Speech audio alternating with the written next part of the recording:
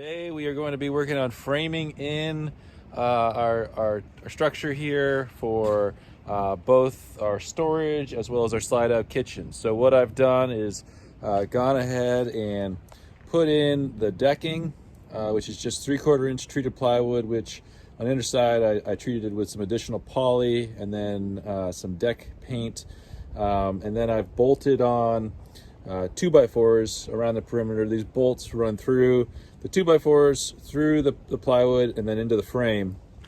So they're on there, pretty snugly. They're not going anywhere. And then what I'm going to be doing is putting 2x3s every 16 inches on center, pretty much all the way around, except for where we're going to have a cutout for the door in the back and a cutout for the door or the slide out in the kitchen.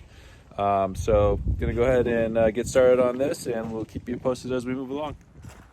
Okay, so framing's coming along pretty well. I got two sides up, actually a little bit bigger than I thought, but I think it's gonna work out really well. So hopefully tomorrow I can get the rest of the walls framed in with the back door and the side hatch for the slide out. Then we got some more snow coming in tomorrow night, so got to get as much done as possible. But yeah, hopefully we'll get it done, but looking good so far.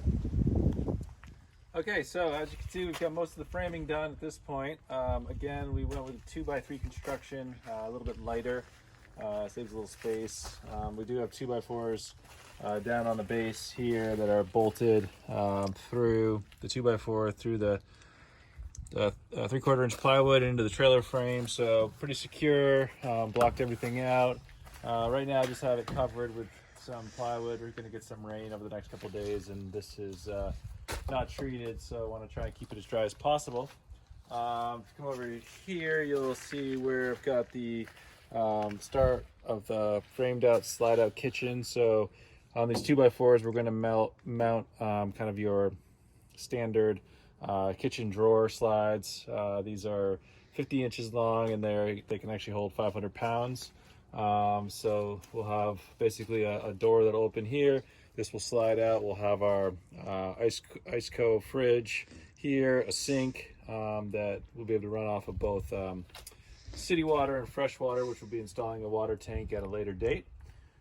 We're still working on getting the back here framed in for the back hatch. We're going to be using air struts for this, so the door will actually stay open, which will actually provide some additional shelter.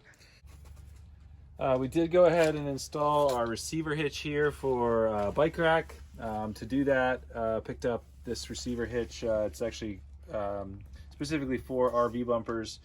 So it's actually intended for a 4-inch wide bumper. This is not a 4-inch wide frame, so we had to improvise a bit. We actually drilled down through the 3/4 inch plywood through the frame, and then bolted it with the bolts that it came with, and then did the same in the back. But had to actually, because the bumper, the back frame isn't as wide as a typical RV bumper, we had to improvise and put some wood spacers in there to kind of keep everything together and not kind of pushing up through the plywood.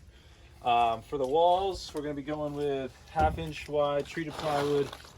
This is going to get lightly sanded, and then some deck stain, a few coats of deck stain or deck paint on it to help protect it. Same thing we used for the base. So coming along pretty nicely. We're going to move on to doing some wiring, and then we'll finish and even closing it all with the plywood. But stay tuned and subscribe for more videos.